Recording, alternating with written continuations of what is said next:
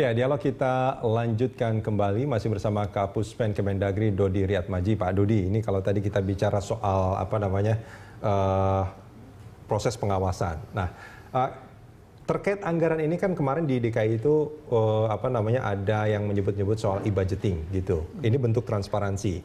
Salah satunya adalah tujuannya kan untuk menghilangkan, ya kalau kita menyebutnya tadi ada begal anggaran lah karena lagi ramai begal. Bahkan ini di majalahnya Pak Dodi ada vampir anggaran ini.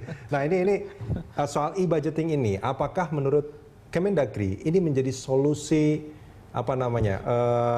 efektif lah untuk membuat soal anggaran ini menjadi transparan dan lebih baik? Iya. Kalau itu pertanyaannya, barangkali saya harus menyampaikan begini.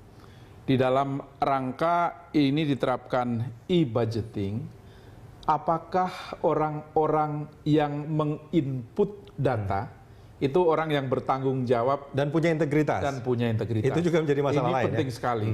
Penting sekali karena terkait dengan persoalan e-budgeting itu kan memindahkan di dalam sistem yang dibangun, lalu kemudian di-lock, tidak bisa diubah oleh siapapun, kira-kira seperti itu.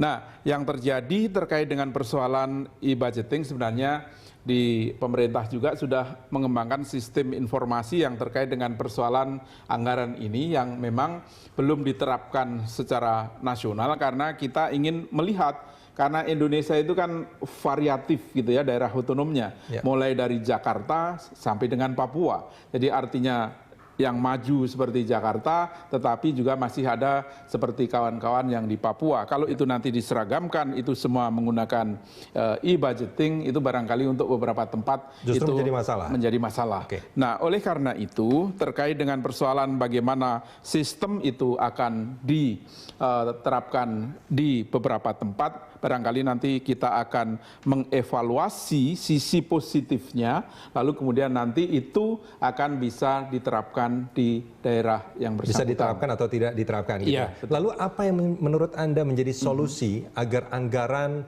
yang yang dikelola oleh pemerintah ini betul-betul menjadi anggaran yang efisien, terus juga prioritasnya juga betul gitu, sehingga setiap sen itu akan betul-betul diterima oleh masyarakat. Iya, jadi sebenarnya mengenai anggaran itu dimulai dari persoalan perencanaan. Perencanaannya betul tidak? Ya. Kalau perencanaan sudah betul, lalu kemudian pelaksanaannya betul nggak? Perencanaan kan itu udah dari Musrenbang biasanya. Betul. Kan? Jadi pada saat Musrenbang seperti bulan-bulan sekarang ini, lalu kemudian nanti di pertengahan tahun itu disepakati KUA PPAS, lalu kemudian sampai dengan RAPBD atau RKPD dulu, lalu kemudian di akhir tahun itu menjadi RAPBD.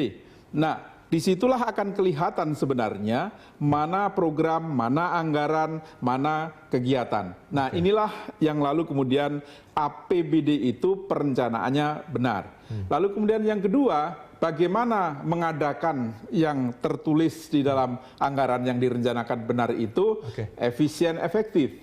Pengadaannya tentu ini menjadi persoalan. Nah, oleh karena itu perencanaan, pengadaan, lalu kemudian pelaporan dan pertanggungjawaban itu menjadi sebuah sistem yang mesti dikerjakan secara bertanggung jawab. Dan pelakunya itu harus punya integritas ya? Integritas yang tinggi. Oke, Pak Dodi, terima kasih banyak sudah bersama kami di Front End Talk.